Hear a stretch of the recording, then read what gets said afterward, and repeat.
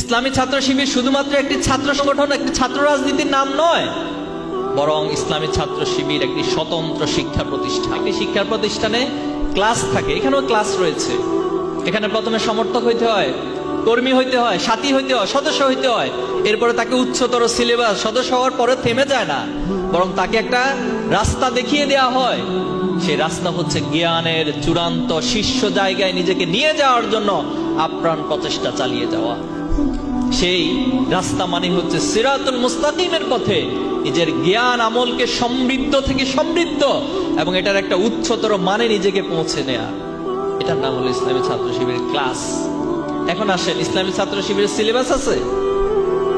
আছে, আছে। এই সিলেবাসে কি আছে?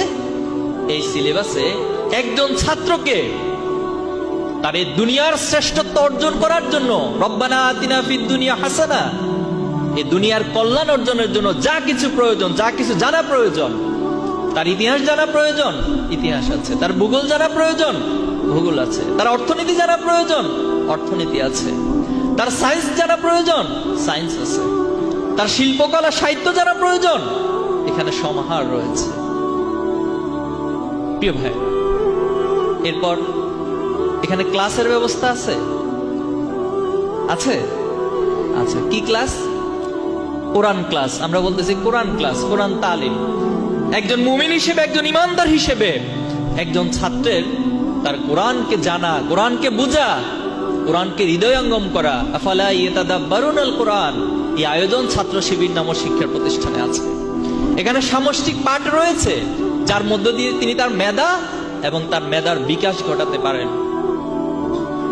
এখানে একজন ছাত্রকে শিক্ষামূলক অংশগ্রহণ, ক্যারিয়ার গাইডলাইন মূলক প্রোগ্রাম আপনার জন্য আয়োজন রয়েছে। আপনি দুনিয়াতে ভালো ক্যারিয়ার করতে চান, আপনি ভালো রেজাল্ট করতে চান একাডেমিকলি, আপনার জন্য চমৎকার গাইডলাইন রয়েছে। কোথায় করতে চান? ক্লাস 1 থেকে 10 আছে। ইন্টারমিডিয়েট আলিম লেভেলে করতে চান, আছে। আপনি বিশ্ববিদ্যালয় মেডিকেলে ভর্তি হতে চান, আপনার জন্য চমৎকার আয়োজন এখানে আছে। এরপর আপনি আর কি জানতে চান? আপনার নৈতিকতা প্রয়োজন, নৈতিকতার সর্বোচ্চ মানদণ্ডে পৌঁছার জন্য যত আয়োজন, সব আয়োজন ছাত্র শিবিরের কাছে আছে। আপনি আপনার এই সমাজের কাছে দায়বদ্ধ থাকার জন্য আপনার ভিতরে একটা মূল্যবোধ প্রয়োজন। সেই মূল্যবোধ তৈরি করার জন্য যে আয়োজন, সেটাও ছাত্র শিবিরের মধ্যে আছে। আপনি আপনার পিতা মাতার প্রতি সম্মান প্রদর্শন করতে হবে, সেই লেসন, সেই টিচিং এখানে রয়েছে। আপনি স্পিরিচুয়াল হবেন, নিজেকে আধ্যাত্মিক লেভেলে পৌঁছাবেন, আমাদের সভ্যদারি নামক প্রোগ্রাম রয়েছে।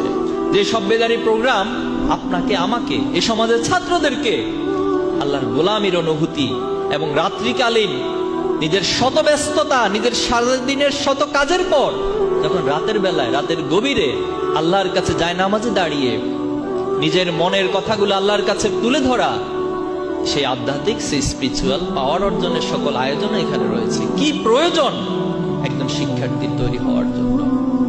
সবকিছুই ছাত্র শিবিরে রয়েছে। আপনি কো কারিকুলার অ্যাক্টিভিটিস হিসেবে নিজেকে তৈরি করতে চান, আপনার জন্য ডিবেটের ব্যবস্থা রয়েছে। আপনি সাহিত্য চর্চা করতে চান, আপনার জন্য সাহিত্য আড্ডার ব্যবস্থা রয়েছে। কি করতে চান আপনি? এত চমৎকার একটা শিক্ষা প্রতিষ্ঠান, এত বড় একটা নিয়ামত বাংলাদেশের এই জমিনে আল্লাহ তাআলা কিছু ভাইয়ের মাথা থেকে, কিছু ভাইয়ের চিন্তা থেকে আজকে আমরা নিয়ামত ভোগ করছি। কিন্তু দুর্ভাগ্য হলো সত্য, গত 15টি বছর বা তার আগেও অসংখ্য ভাবে, বিভিন্ন ট্যাগিং এর মাধ্যমে, বিভিন্ন অপবাদের মাধ্যমে ছাত্র শিবিরকে মোকাবেলা করা হয়েছে। কিন্তু সেই মোকাবেলার ফলাফল কি দাঁড়িয়েছিল? সেই মোকাবেলা যারা করেছে, আজকে কি তারা পরাজিত হয়েছে নাকি ছাত্র শিবির পরাজিত হয়েছে? কারা পরাজিত হয়েছে? তারা পরাজিত হয়েছে। তারা পরাজিত হয়ে পালিয়ে গেছে।